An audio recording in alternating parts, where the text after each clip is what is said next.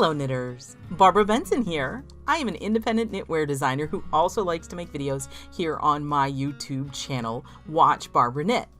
Make sure to check in the description below the video where you can find links to all kinds of fun stuff that I will discuss in this video, including how to find my patterns to knit up for yourself, where you can join the Watch Barbara Knits Facebook group and continue the conversations we have, and how you can support me on Patreon.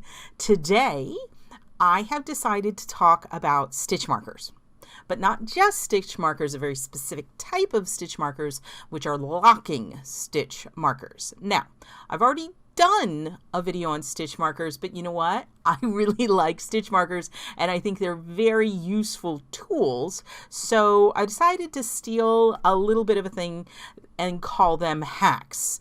Now, I don't know that this is necessarily a hack, but that seems to be a generic word that people use for like tips and tricks or using something in a way that maybe you're not possibly thinking of using it. It's not like its basic intended use, which if you think about using stitch markers, I believe the first thing that will pop up is if you're using a pattern and it will tell you to place a marker, and usually that marker is going to denote some sort of shaping or something like that, where the instructions will say knit to marker, like knit to marker, slip marker, knit two together, doing something. It's to help prevent you from having to count frequently every single row.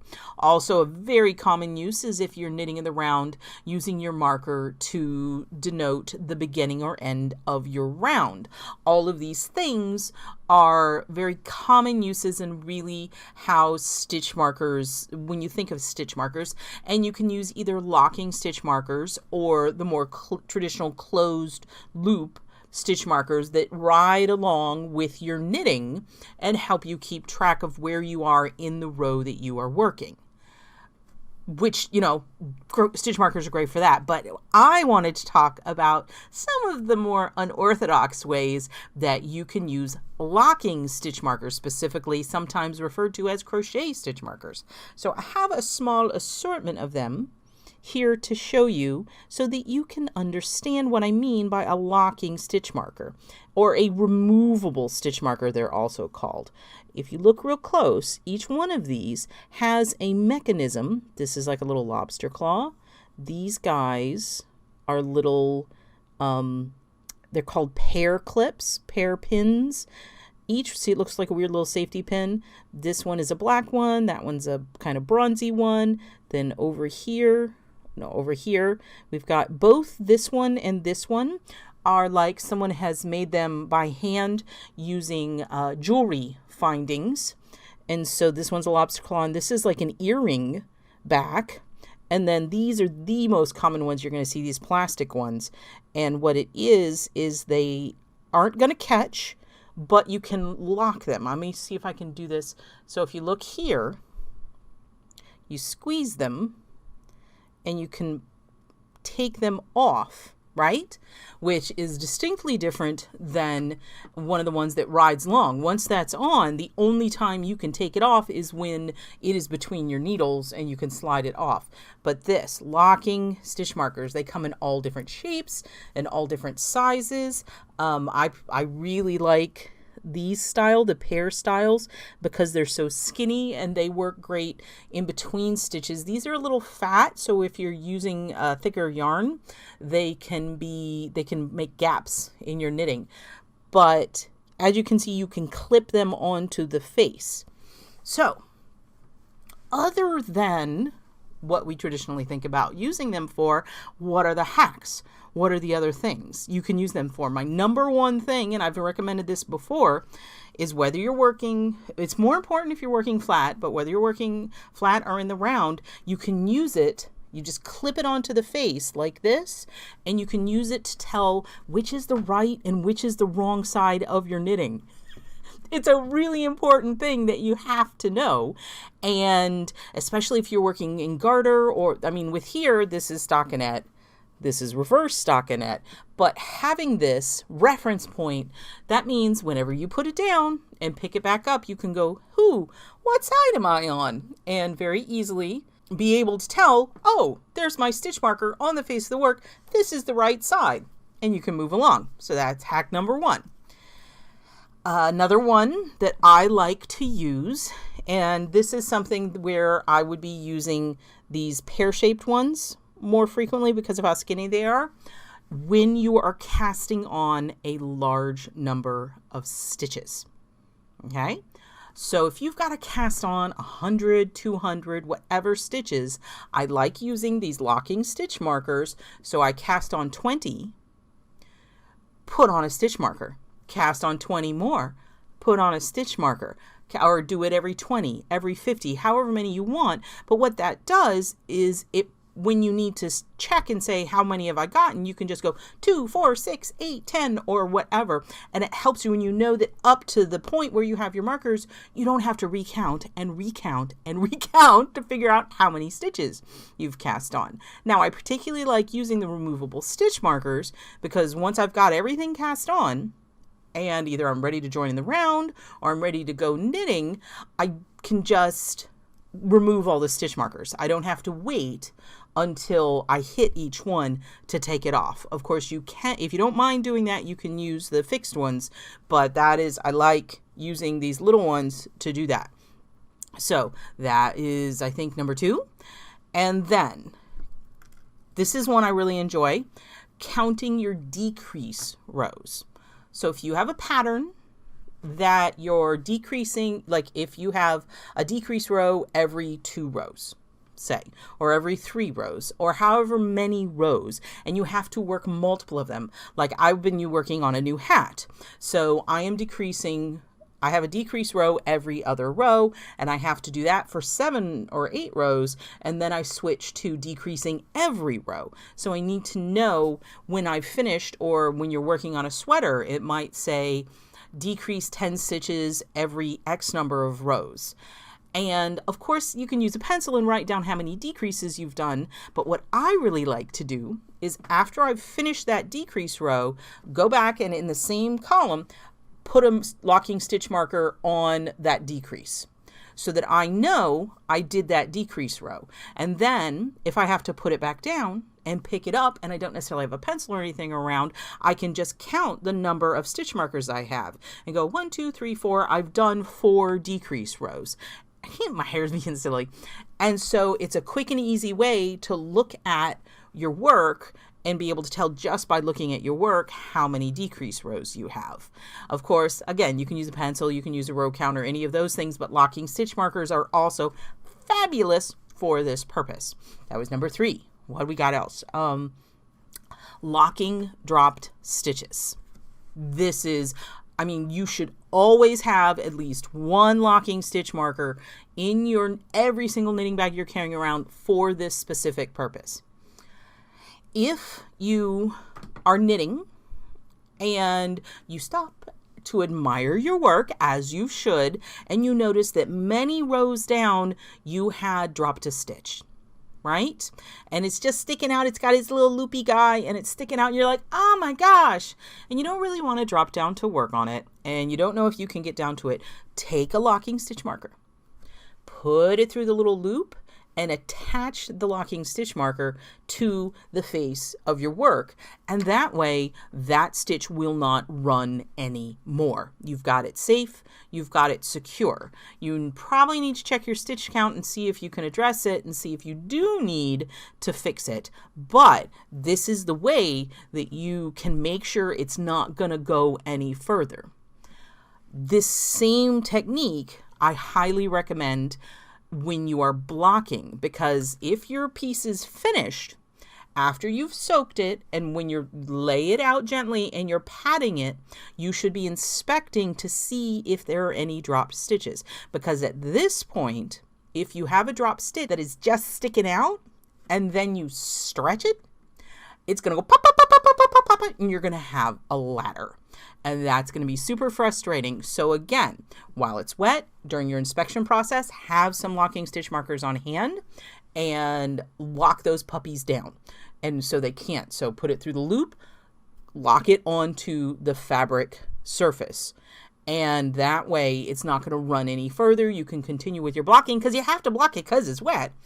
And you can address it later on. At that point, you might ask, how do you address it? You take some scrap yarn from leftover from your project, and you go in and you use a yarn needle and you do a duplicate stitch and you like lock it in. You just got to sew it in, weave in those ends and make sure that it, you got to fake it sometimes. It's knitting, not rocket science.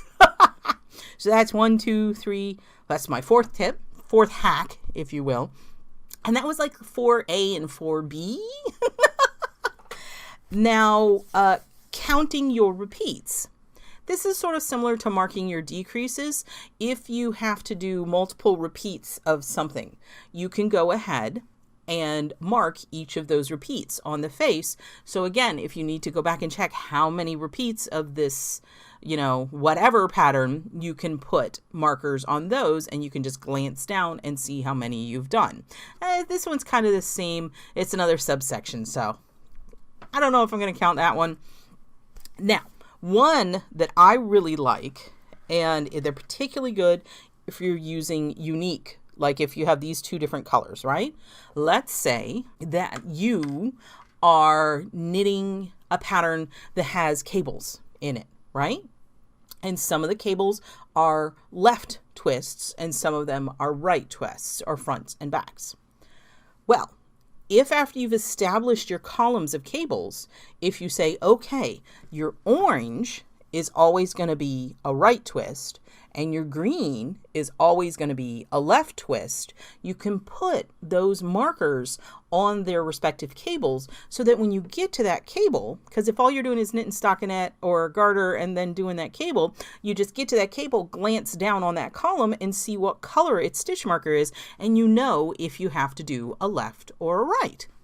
I mean, doesn't that work? So it'll help you be able to work more smoothly without having to reference your pattern so much. People also will place these. You can say, okay, I know I have to do some knit two togethers and some slip slip knits. Again, if you know that one color is one and one color is the other, you can use that. There actually even make ones that have like little signs hanging from them. They're wooden and it'll say RS and WS. So those are super fun. Okay, so right and left cables. And then I spoke to one of the ladies at work and she also mentioned if you're doing a lot of work and turns, a lot of the instructions for work and turns rely on you working and turning, and then in the next row it's like go X number of stitches past your work and turn, and they're assuming that you're going to be able to see where you did that wrap and turn. If you don't necessarily want to have to look for it, pop a locking stitch marker on there, okay? So you just pop it on, you know you've gone past, you can remove it, stick it back on, move it around however you want, and if you leave them where they are, because you put it on the stitch instead of on your needle, you can leave them there, and then again that can help you count if you had to do multiple wrap and turns. If you have that marker on every single wrap, every single stitch, you can keep track of how many you've done, especially if you have to put it down and pick it back up. So again, that is sort of similar and in the same thing about marking your decrease rows, and that's what a lot of this is about, using your removable stitch markers they're so cute, to mark things on the face to remind you about stuff. And again, it's because they can be removed. You don't have to leave them all the time. You can get this style, this pear style, in like big bags. I mean, you can get like 100 of them in a bag. They're fantastic. And you can use as many of them as you want. I really like those. One thing that I want to mention though, and you can see it. See, it's not like a normal safety pin. See how it doesn't have any kind of, there's nothing here to catch on your yarn. And be careful about that, because there are coilless safety pins that can be useful, but they still have the little hooky thing in the head, and that can cause problems. That is why these plastic ones are so great, because they're not going to catch on your yarn. So, oh, here's a little bonus one. I found this. This is an old swatch. So sometimes I'm not sure I'm going to have enough yarn. And I do my swatch and I block my swatch and it's beautiful, but then I decide that I don't necessarily want to cut it off the balls. So I block it while it's still attached. And if I'm going to maybe frog it, what I do is I take my locking stitch marker, see, and I run it through that little loop. Instead of cutting and pulling it all the way through, I just run the stitch marker through the little loop and attach it to the other side. See if I can flatten so you can see. So it's not completely locked off, and if I need to go back and frog it, I can, but that's sort of cheating. But yes, locking down stitches, making them do, because you are the boss of your yarn. You need to be your own boss of your own yarn. So that is that is Grammar Barbara. Those are my hacks for using removable stitch markers. If you have fun ways that you use them, please let me know in the comments below so that other people can see them. And I hopefully have convinced y'all that these are useful tools that need to be in every single one of your knitting bags. And so I had 1, 2, 3, 4, 5, 6, 7 or 8. So hopefully that's useful. If you like this video, give it a thumbs up, click that like button. And if you'd like to be notified whenever I upload a new video, please subscribe to my channel and select notifications. Thank you so much.